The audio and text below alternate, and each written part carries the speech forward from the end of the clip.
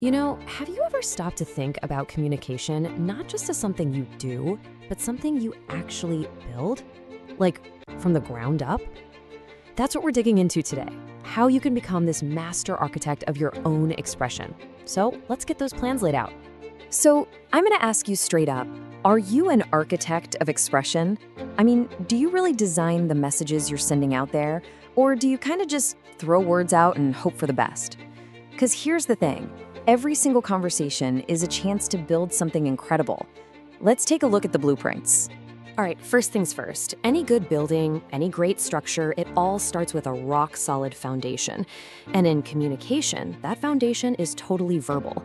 It's the framework, the skeleton that holds everything else together.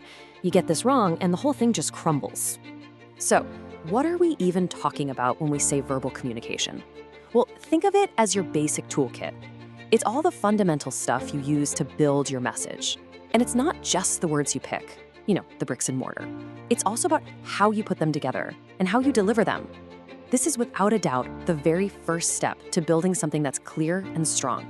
So this verbal foundation really comes down to three core pieces. First up, sentence structure. This is your logic, the actual blueprint for your thoughts. Is it clean? Is it easy to follow? Then you've got pitch. This is the music, the melody in your voice that keeps people hooked. And finally, tone. This is the emotional flavor, the thing that tells people what you really mean. If you nail these three, you've got an unbelievably solid base to build on. Okay, let's zoom in on two of the most powerful and honestly most underrated tools in that whole verbal toolkit: pitch and tone. These two are what take a simple sentence from just being a flat line of bricks to being a really dynamic, engaging piece of architecture. Let's really break this down. Pitch, think of it as the music in your voice. It's the highs and lows, the melody that keeps your listener from zoning out. Tone, on the other hand, that's the feeling. It's the emotional current running under your words that clues people in on your real intent. I mean, just take the phrase, "I'm so happy for you."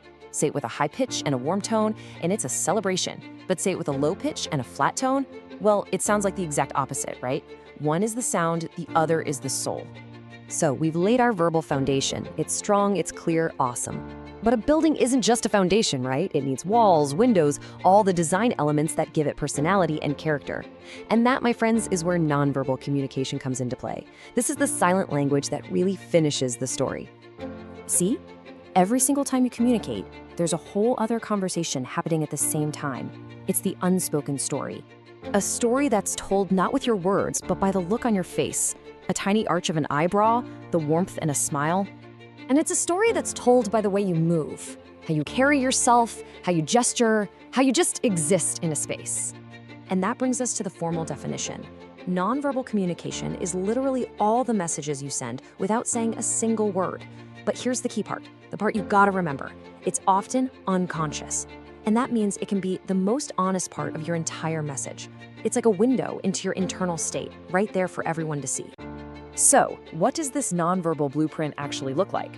Well, our source material points to 4 key areas to watch. Your facial expression. That's the billboard for your emotions, right? Super immediate. Then your hand behavior. Your gestures can either punch up your words or they can totally give away your anxiety. How you hold your arms can signal, "Hey, I'm open to this," or "Get away from me." And believe it or not, even what your legs are doing can reveal how comfortable you are or if you're subconsciously looking for the exit. Every single piece tells a part of the story. Okay, so we've got our foundation and we have our design. The final step for any master architect is bringing it all together. This is where we integrate the verbal and the nonverbal to build a true masterpiece of communication. And here's the bottom line, the thing that ties it all together. Your verbal communication, that's the what. It's the actual content of your message. Your nonverbal communication, that's the how. It's the delivery that gives that content its real meaning, its real impact. When what you say and how you show it are perfectly in sync, man, your message is just undeniable. And that is the ultimate takeaway here.